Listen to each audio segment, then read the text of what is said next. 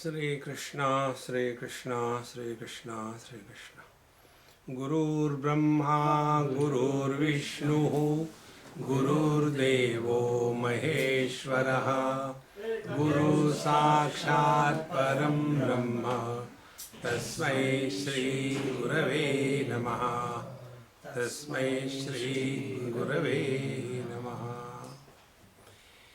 When we were sitting here watching Mahadev देवों के देव, तो पापा जी ने एक प्रश्न पूछा था. He said, Swami ji, there is so much of religion, dharma, etc. in our country. How come there is so much of chaos that is going on? Is a common question that we come across. See? So there are three things which demand our special attention. One is the religion, second is God, and the third is spirituality. Now the question is, religion, God and spirituality, for whom? Like the car. Car is not for the car. Car is also not for the parts of the car. Car is for someone else who is the owner of that car. Similarly, religion is not for the religion.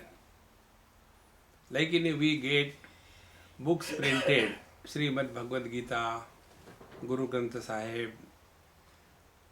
Now these are printed on the papers. Now, are those thoughts meant for the papers, or they are meant for someone who is reading them, studying them, following them? See. Similarly, God. God is not for the sake of God. See? God for whom? See? Like somebody says, I am wife. Oh, very good, congratulations. Who is your husband? Nobody. Can she be a wife without a husband? Wife for whom? Similarly, God for whom? Religion for whom? And then third is the spirituality. Again, spirituality for whom? Is it for our pets? Is it for our furniture? Is it for the public? Is it for the government? For whom spirituality? So all these three things, common question. For whom is the religion? For whom is the God? And for whom is the spirituality? The answer will be, of course, is for us. Us means individually each one of us. See. Therefore, let us try to understand these three things. See, when we talk about religion, any religion you take, religion has got two limbs. One is the activity limb, and second is the devotion limb. So if there is no control over our interaction in the world, if there is no control over the activities that we conduct in our life, we cannot be called as human being. We may start feeling, I feel like going and killing somebody, I do it. That is not right. So what religion tells us, first of all, define your individuality. So the individuality is, I am husband, I am wife, I am father, I am mother, I am brother, I am sister. So individuality. Now whatever is associated with that individuality as your obligation, your duties, they must be fulfilled. See, and when we fulfill our duties, we have no time for anything else. I am seeing Indrajit since morning. She is in that small kitchen since morning, standing non-stop. We went, we ate, we slept. But she is like Annapurneshwari, non-stop standing before the gas and cooking. Now what she is getting out of it? See? So she has defined our role. And like this, when we define our role in life, we have no time for nonsense. See, most of us suffer in life never because of shortage of time. We all suffer because of excess of time. See? In the morning we get up, oh God, now what do we do whole day? And if there is nothing to do, well-disciplined life, then bahu pakode banao, then you start eating. That's what I do. See? So it is necessary that we are preoccupied 24/7. And why we are keeping ourselves occupied? Now this is another aspect of religion.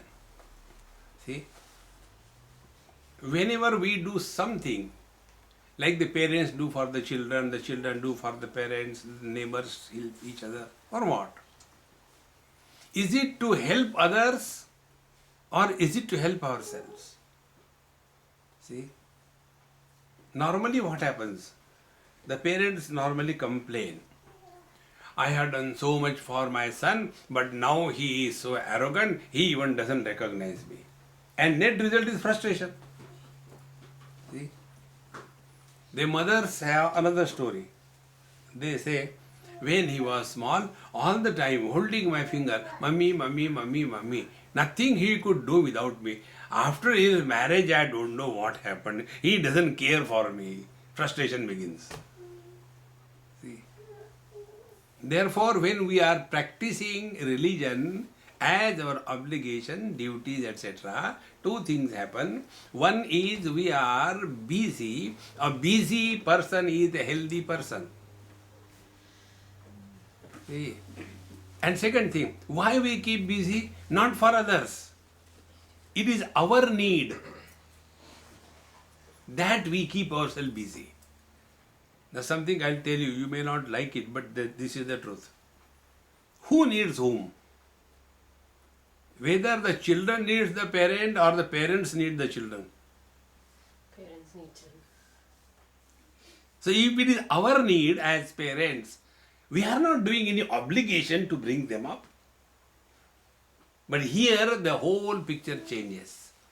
And the net result is we become frustrated. If we are following religious life, there cannot be frustration in life. Tulsidas ji says in Ramcharitmanas, Dharmate birati jogate jnana, jnana moksha prada veda vakhana. If we are really leading a religious life, we are bound to have detachment, dispassion for the world. If that doesn't happen, then we were under the disguise of religion, leading only a life of self-worship. I have done this thing for them. Who asked you? One example I'll give you. There is one lady somewhere, and she came to me and she said, Swamiji, I have got some problem. I said, I know, because nobody comes to me with a healthy mind. Come, what can I do for you? She said, Swamiji, my father died when I was 18, 19 years of age. We were 3 sisters and 1 brother. So I looked after all the 2 sisters and brother. Got them educated, got them married, got them settled. And now I am about 45. I am not married. But nobody wants me. I have done so much for them. Why this is happening? I said, who asked you to do it? Did they come and ask you? You have done yourself. See, friend, this is the first principle of religion. Whatever we do in life, it is our need. The world does not need us. When we were not in this world, there was nothing lacking. When we will leave this world, there will be nothing lacking. See? After Nehru, who? You know, there used to be a big news in Times of India in 1960-62. After Nehru, who? See? In Delhi, on the back side of the auto rickshaw, wisdom is spread. India is a wise country, you know, everywhere you can get wisdom. There it is written, 100 में 90 बेईमान फिर भी मेरा भारत महान. समझे? See, the world continues. We are most unwanted in this world. Therefore, it is our need that we do anything. See, karmani chitte shuddhartham. Karma or activities or dharma that we practice, it is meant for the purification of our mind. And what is the purification of the mind? See, if there is something impure, what we do? We remove that impurity, is it not? Like, you know, sometime I take food and the rice lands on my beard. So some child is around, says, Swamiji, excuse me, there is some kachara, something, dirt on your beard. I said, slowly remove, don't pull, it is not a wig. So that girl comes and slowly removes. Show me the dirt. Oh, it's a rice, man, it's not dirt. See?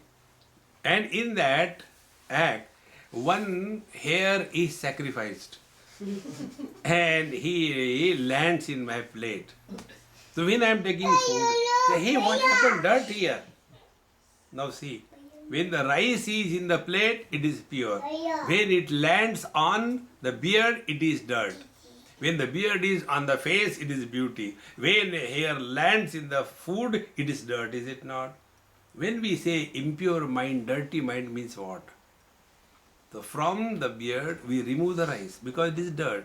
In the same manner, from the mind, what is the dirt? Dirt is likes and dislikes. There is no logic for like, there is no logic for dislike. See? The other day I was talking in your Melbourne, this story I told there. Somebody's house, like young couple like this, I went to their house. And I just saw around and just took newspaper and reading. So that girl said, Swamiji, I have seen what you have seen. I said, oh, okay, anyway, get me a cup of tea, I came for that. You know why we did not paint our house? I said, I don't want to know. Why should I worry? As long as I get a cup of tea, it's fine. So, they said, actually, you know, when we got married, we decided we will not do anything which both of us don't agree. We have to agree on every issue, that only we will do. Very good. Now, our problem is, he likes light cream color. I like light pink. And I don't like that cream color. Therefore, we don't agree, so we don't paint our house.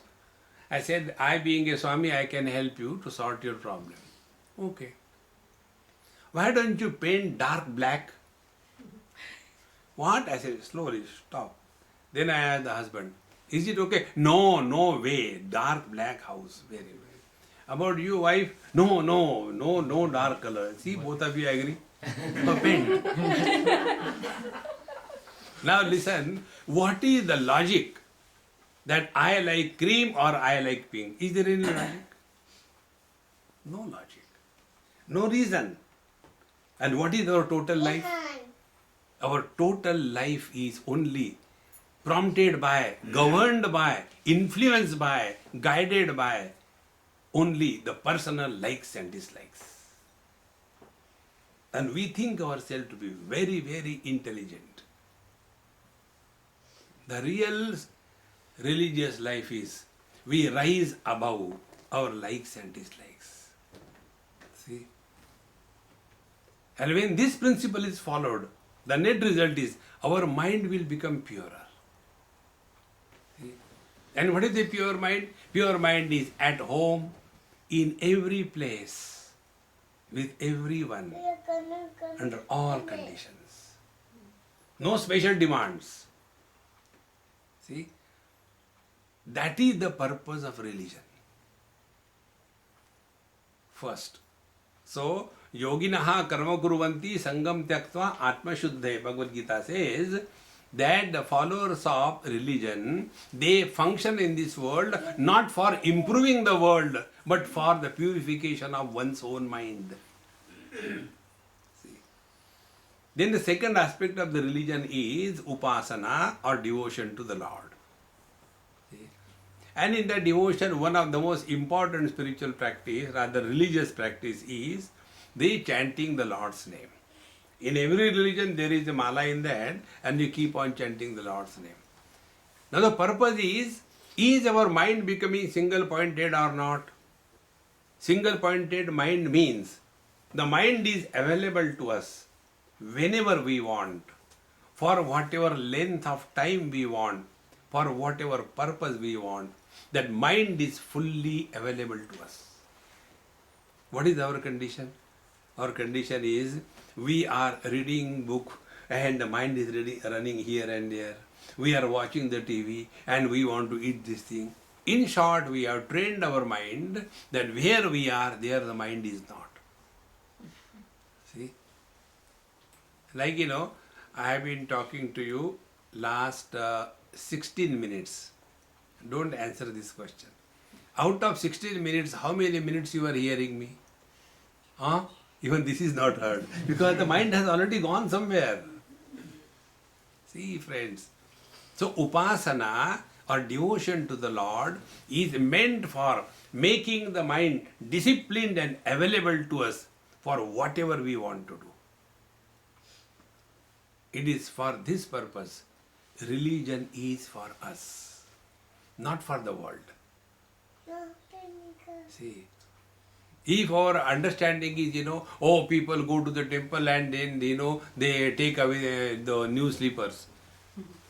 See, that is the way, that is one of the spiritual practice. Go to the temple with the old slippers. Our slipper is our ego. In the dark also you put your slipper, you will know whether it's yours or somebody else's, Immediately you know. So you go to the temple with the old slippers, go to the Lord, oh Lord, please take away my ego, and then come back, leave your slippers, take a new brand and walk away. This I is nothing but these two things. Carrying the burden of likes and dislikes, and the mind is not available to us. If these two things happen, mind becomes pure and mind is available whenever we want, then we have really followed religious practice. See, it is something like this, I am taking food and my worry is, why my wife's health is not good? Arey Baba, you cannot take food on her behalf. She has to take her own food. No, but I love her. That makes no difference. See, in the same manner, religious practice must change us. And a change is only at these two levels. One, the mind becomes purer. Second, the mind is available to us. Then we are following religious practices with meaning. Otherwise, like most of us do the japa. Like, Kabirji says, the mala is moving in the fingers, the tongue is moving in the mouth, and the mind is running all over. Aisa sumiran na hoy. See? Therefore, when religious practices are done, this will happen. Then we come to the next principle, God. See? Now, when we start thinking about God, the first principle, God is not for God. God is for you and me. See, one place, a person asked me this, a young boy, like any one of you, asked me this question. Swami, your God is so powerful. Why can't he protect his own temples? I said, which God told you to build the temple? Temples are not built for God. Temples are built for the devotees. God doesn't require any temple. See? So if I have constructed a temple, it is my responsibility to maintain and take care of it, not God's responsibility. Don't push the ball to his court. See? So if the God is meant for me, I must know which God, what God, when God, where God. See? So the God is indicated in the scriptures in 3 stages. See? Like when the small kids learn, let us say counting. So how they learn counting? They use their finger. 1, 2, 1, 2, 1, 2, 3. Now that is beautiful and loving to see a child counting like this. It looks very nice, isn't it? But if somebody has already crossed his master's degree, and if he is asked 3 plus 7, 1, 2, 3, 1, 2, 3, 4, 5, 6, 7, will it look good? We cannot continue to be in the KG1 throughout life. We have to grow, is it not? In the same manner, initially we are all given a support in the form of God with name and form. So go to the temple, have the idol of the God, have the name of the God, so many things, so that our mind can get some kind of anchor. Human mind cannot understand without name and without form. Mind dissolves if there is no support of name and form. One of the methods of meditation I'll talk in spirituality, third topic, is this. The mind cannot survive without name and form. Then what happens? The mind will go to sleep. And this happens with many people. When they go to satsanga, in 2 seconds they are switched off. Or when they sit for meditation, they start as exclamation. After 2 minutes, they become a question mark. And after another 2 minutes, they are underlined straight away. They can't hold their mind. Because the mind cannot survive without name and form. Therefore, initially, God with name and form is given to us. So, Rama, Krishna, Hanumanji, Sita, anybody you take. This is how the first expression of God is brought in our cognition through these various forms. Thereafter, when we grow, then from the gross world of names and forms, we become more and more subjective. And then when we chant the Lord's name, now our external occupation with the God is reduced, and we start discovering the joy in chanting the Lord's name. See? If we are properly following, see, if we are simply mechanically doing it, oh, Guru Maharaj has told me to do the 16 mala, so I have to finish them. And what is the mantra given? A long mantra is given, because I am a special disciple. And that's long mantra is Hare Ram, Ram Ram, Hare Hare, Hare Krishna, Krishna Krishna, Hare Hare. In this manner, we keep on chanting 16 malas. Can you chant them in 5-10 minutes? You cannot. Then we do the SMS of the mantra. Instead of doing Jai Sri Krishna, Jai Sri Krishna, Jai Sri Krishna, Jai Sri Krishna, Jai Sri Krishna. Instead of that, Jai Ske, Jai Ske, Jai Ske, Jai Ske, Jai Ske, Jai Ske, Jai Ske.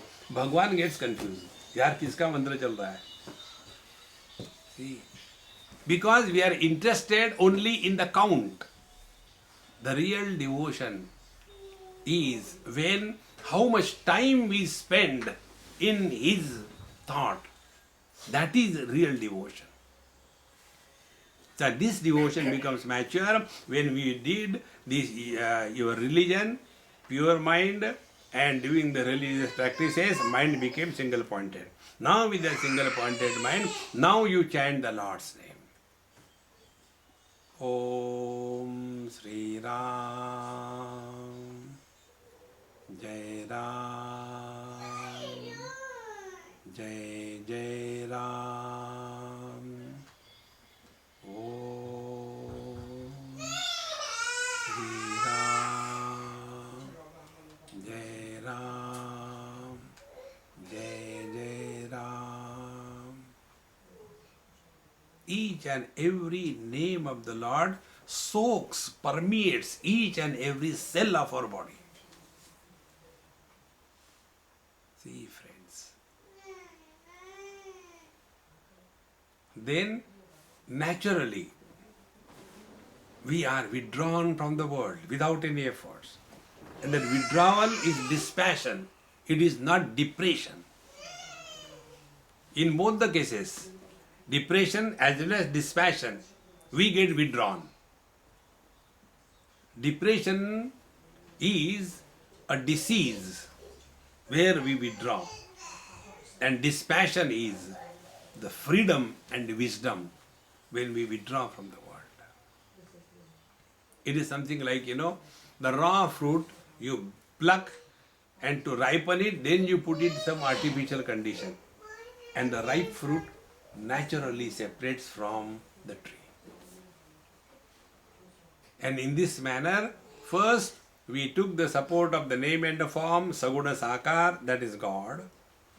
As we become mature in our devotion to the Lord, we become more and more subjective, and then the rasa, see, nama rasa, what is called as,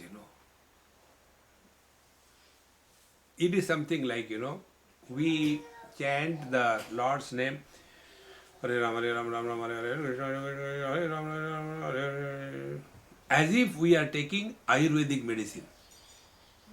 You know how you take Ayurvedic medicine? You drink it and immediately take something sweet and gone. Not like that.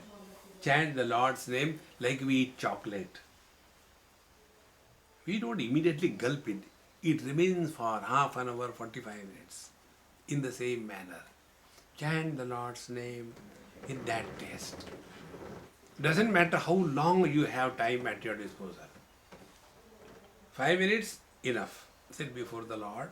Whatever name you are taking, very slowly. 5 minutes cannot be over before 5 minutes. So there is no question of hurry. But in the 5 minutes, if you have to do 100 malas, then you will digitalize the whole japa. Therefore, spend more time with the God through this chanting of the Lord's name. And when we still go further, when the Lord's name goes from the Vaikhari Vani to Madhyama, Madhyama Vani to Pashanti Vani, then we start remaining in a totally different plane of consciousness that is called as intuitive lifestyle. The intuition becomes the guiding force. One transcends the world of cause and effect. And when this starts happening, you are at peace. And then the inquiry kindles in the heart. What is our identity? Who am I? Kastvam koham kuta ayataha kame janani ko me tataha iti paribhavaya sarvamasaram vishvam tyaktva sapna vichara. Find out as to who am I. Who is miserable? Normally we simply complain, oh, I am very miserable. Who are you? See? So we are all miserable as husband, wife, brother, father, sister, mother, son, daughter, etc. But are these real? See, when are all these relations born? All these relations are born the moment we are identified with our body. So the third part, religion, God, and now the third part, spirituality. Spirituality is crossing the barriers of religion and God. Now you are entering in the kingdom of inquiry about one's identity. 4 things are to be known. Number 1, about our identity. Who am I? Number 2, what is this world? Number 3, who is God? And number 4, what is the meaning of spiritual practice? I am not talking about religious practice. I am talking about spiritual practice. And when we thus enter the area of spirituality, then 2 things have to happen before we can enter the spiritual path. And two things is, one, the burden of possessions is no more troubling us. And second, the burden of relation is no more binding us. Till such time, burden of possessions and relation we carry like a mule, we have not entered on the path of spirituality. Spirituality is going beyond the world of relative existence. See? And then, when thus our mind is absolutely cool, undisturbed, then in that pure mind, inquiry kindles. Like in a clean, perfect, steady mirror, when anybody goes in front, exact reflection happens. It is not done, it happens in the same manner. Pure mind is that mind where inquiry kindles. As to who am I? Whence am I? What is this world? Is this world the same? Is something new happening in this world? See? Today he told me something very good about his father. He said, Swami, we went for a walk. He said, Swamiji, my father says, when you stop becoming surprised about the events, then you are really matured in life. How beautiful it is. There is nothing that can surprise us in this world. This world has always been like this. There is not a single thing new that is happening in this world. It's always the same. See, friends. Therefore, this world will no more disturb us. And then we want to practice spiritual life. Then the question comes, what is spirituality? Spiritual life is, first, we start analyzing our own experiences and start learning from our experiences. If we do not analyze and learn from our own experiences of life, we cannot grow wise. Those people who do not learn from the experiences of their life, they grow old and otherwise. They never grow wise. And who are the old and otherwise people? They have only complaints about the whole world. See? You must have seen, that Hindi cinema, Duniya banane wale kahe ko duniya, complain. See? Therefore, one has to be subjective. And in that subjective experience, then you come to know. Whenever we are disturbed, we are somebody. See? We are disturbed as husband, wife, brother, father, mother, sister, in-law, etc. And in the deep sleep, when we are nobody, we are not disturbed. Others are disturbed because of our snoring. We are not disturbed. See? Because there is nobody there. So wherever there is a disturbance, there is somebody at the root of the disturbance. And you will come to know, we are always disturbed as mother, father, brother, sister, husband, wife, etc. See, friends. So what should be the first spiritual practice? Come to a point of Mr. Nobody. The spiritual practice is not becoming someone special, becoming someone extraordinary. But spiritual practice is losing all speciality and becoming or coming back to our original status of nobody. See. How these somebodies are born? Further inquiry. I am talking about spirituality. How the somebodies are born? The somebodies are born immediately after we are identified with our body. When we are not identified with the body, we are neither mother, father, brother, sister, husband, wife, nobody. Therefore, all happy. Has anybody ever said, I had a very deep sleep, but I am tired? No, because we were nobody. See, friends,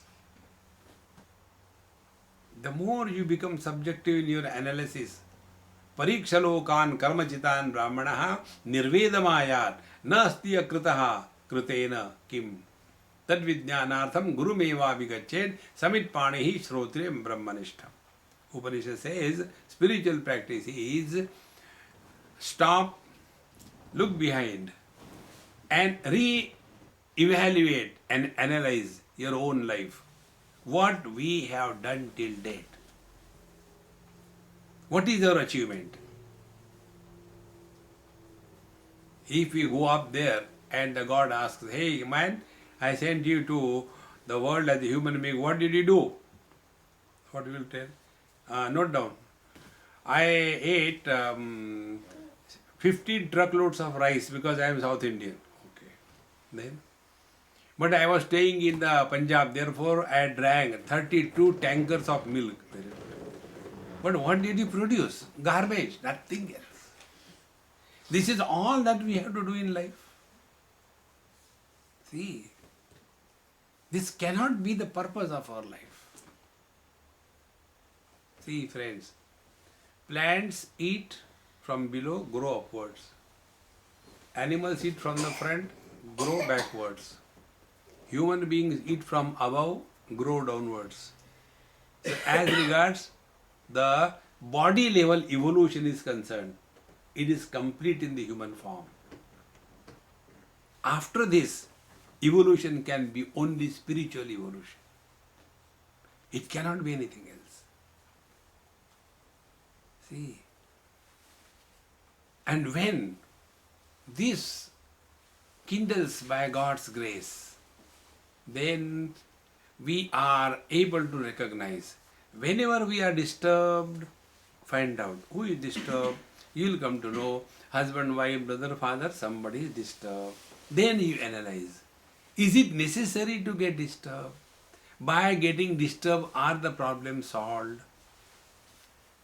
See? Then spirituality means we no more work by the mind. We start working on the mind. Work on the mind.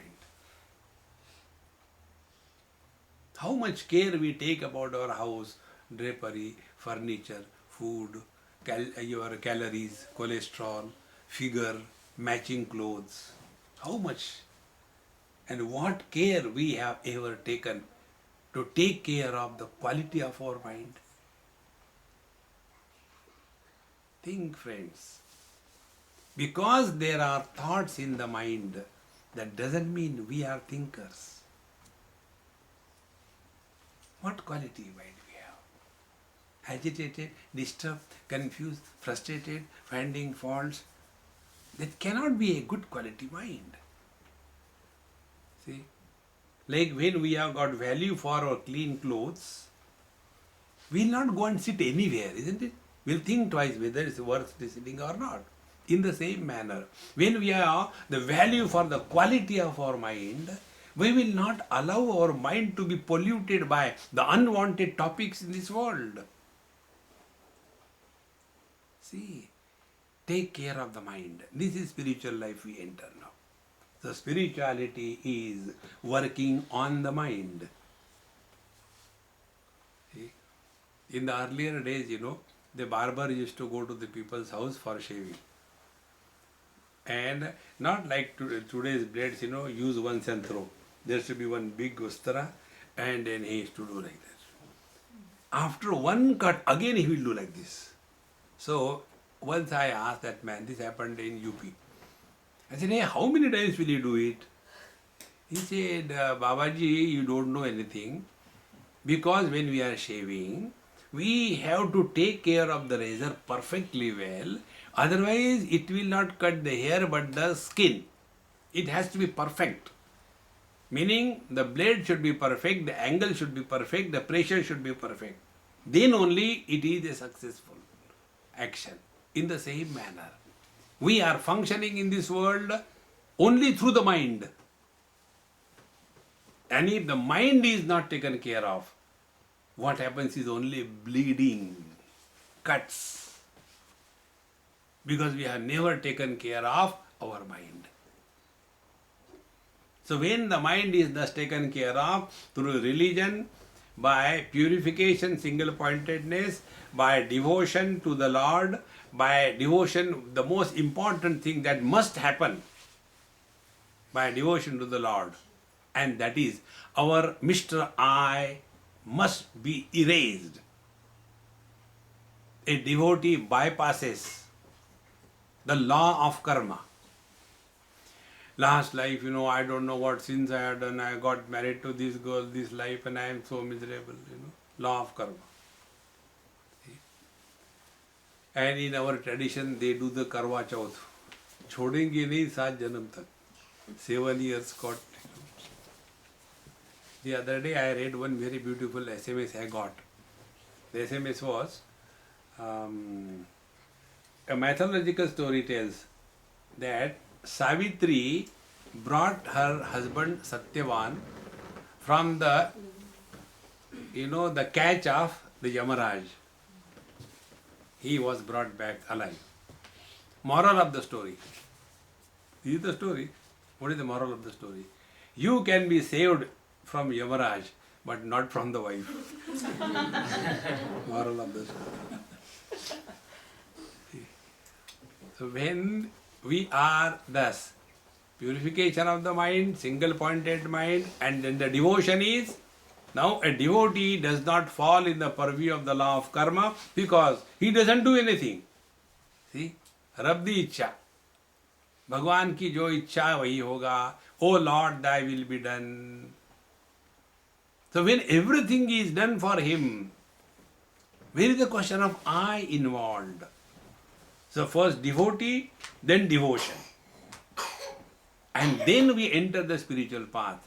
And the spiritual path begins by inquiry, analyzing one's own experiences. And then you will discover many things so subtle within our own self. Yesterday or today when we were going for a walk with Swamiji, I said, hey, I was talking to this boy. While walking, suddenly kind of flash. See, when the images are formed on the mind by coming in contact with the world through sense organs, it is called as a waking experience. But when the images are stored in the form of the memory and we play with those images, it is called as a dream experience. And both experiences are illumined by the one who is neither the waker nor the dreamer. See, one day this happened in London. I was in somebody's house, one British house. Very beautiful. Britishers know how to keep the houses so beautifully kept. So my bed was there, and next to my bed there was a nice book kept, and the light was backside. So I was reading the book for some time before going to sleep. And then when I wanted to sleep, I wanted to put off the light, and I could not see the switch where it is. So I had to get up and see where it is. So when I saw that bright light as it entered my eyes, so bright it was. And then I could see the switch, I switched it off and slept. So when I closed the eyes, that bright light was seen on my mind. I could see the bright light. Then I opened my eyes, I could see the street lights. Again I closed my eyes, I saw the impressions of the bright light. Again I opened my eyes, I saw the street light. Who was seeing? The same one who was illuminating the impressions on the mind in the form of the dream, and who was also illuminating the fresh impressions created after coming in contact with the world. This me is in and through unaffected by any one of them. That is our real identity. This is the spiritual path. See? And this can happen only if we are able to inquire, analyze our own experiences. And then we come to know that what is the reason we are so happy in the deep sleep. That time we are none of the relations, we have none of the possessions, we are nobody, and we have given up everything, including our body identification. So, when the deep sleep happiness is possible, when we have the ability to reject everything. Then the question comes, where from the happiness came? We know only that happiness which we get by eating good garam garam paratha. That is the only happiness we know. The real happiness comes from within. See? Discovering that blissful self in and through all our experiences of life is spiritual life. And then we go further, that whenever we are identified with the body, then alone all relations are formed. And when all these relations are formed, be very attentive, the one who is supporting all relations is one. Like man, he supports the relation of his father, he becomes a son. The same man supports the relation with the wife, he becomes a husband. The same man supports the relation with his son, he becomes a father. So this one man has become three. And who is miserable? Man is never miserable. But these three fictitious personalities, they are the most miserable ones. And are they real? No, they are in relation.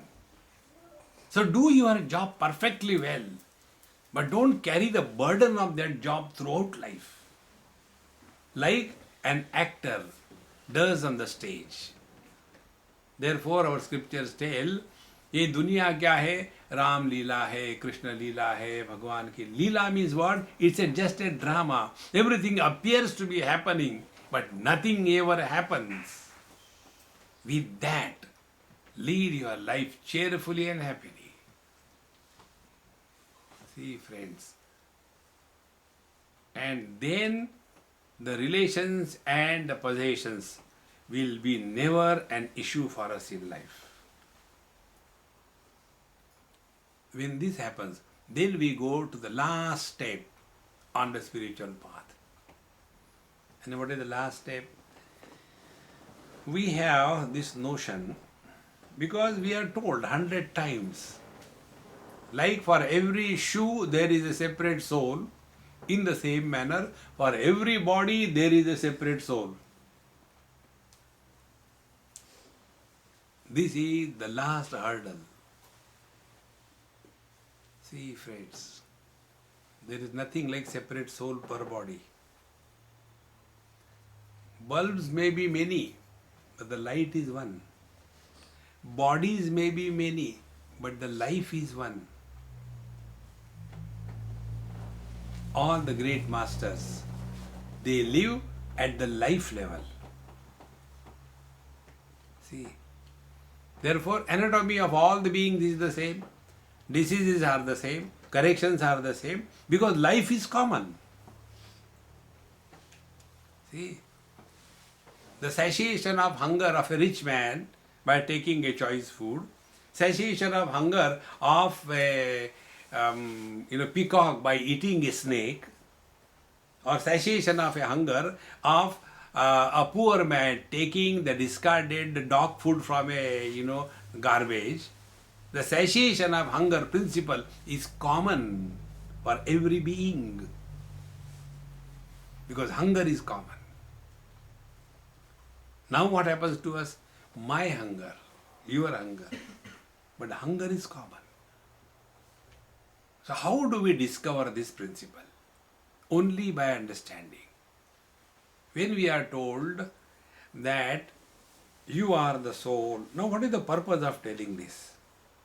The purpose is, we are all expert in blaming others for our miseries. It's a default setting. See? Somebody is miserable because of the wife, because of the children, because of the government, because of anything. So, the teacher, the scriptures want to tell us, stop blaming the world for your miseries. You are responsible for your own life. Nobody is responsible. See, but I have not done any bad thing to anybody, maybe not in this life, in the last life. And whatever good or bad you will do in this life, next life you have to suffer. So what is meant is, you are functioning through the body The body may come and go, but you continue to exist independently and infinite. That is the purpose. See, but we have that funny thing gone deep in our system that when the body dies, the soul goes out, like a flame and in search of a house and enters there. And this is the KG1, KG2. Don't get carried away by that. Inquire. Who is this soul? What is this soul? An unknown entity is indicated by X. Like, in mathematics we have got some problems and we have to establish. So how do we say? So suppose the unknown entity is X and we supply our answer book. We submit our answer book. Will we get marks? We have to establish the value of that X. In the same manner, when we are told you are a soul, now establish the value of the soul. When we are told about God, Satchidananda is God. So in the same manner, tell what is soul. There nobody talks on that. See, it is something like, what is the reflection in the mirror? Can we talk about the reflection in the mirror without our face, without the mirror, and without the proximity of the face and the mirror opposite each other? We cannot talk. So when we want to define the reflection in the mirror, three principles are involved. Our face, mirror, and the proper positioning. Exactly the same way. Paramatma, the supreme reality, expressing through the limitations of the Panchakoshas as a limited being, is called as the Jiva. So it is just a phenomena. Like electrical energy going through the bulb, as light is a phenomena. And that light, when it is illuminating the God or the toilet, doesn't become pure or impure. In the same manner, life has to be recognized as life and not an individuality. Then all the problems of life, last life, this life, next life, these are all the techniques of communication. But we hold on to that. And in the last life, this has happened. In the last life, one person told me, in the last life, I was a donkey. What do you think? He said, you are continuing in this life also. Don't get carried away by that. Inquire. And once this inquiry goes deeper and deeper, then you will see the barrier of individuality will disappear. When the barrier of individuality disappears, Bhagavad Gita 6th chapter, Bhagavan Krishna defines what is God realization. See? Jitatmanaha prashantasya paramatma samahitaha shitoshna sukhadukkeshu tatha manapamanayo. When all kinds of experiences come in our life, the equanimity of the mind is perfectly maintained, and whether honor or dishonor, nothing disturbs our equipoise. That life is God living through man. See, friends. And in this manner, spirituality is the ultimate, which brings us back home, what we are, from what we think we are. What we think we are is a virtual reality, and what we really are is the actual reality. And in this manner, when deeper and deeper your understanding goes, you will see our vision completely changes. Now our vision is I versus you. The next vision will be as the mother looks at the child. See how the mother looks at the child and how a boy looks at the girl. A boy falls in love with the girl and gets hurt because he has fallen.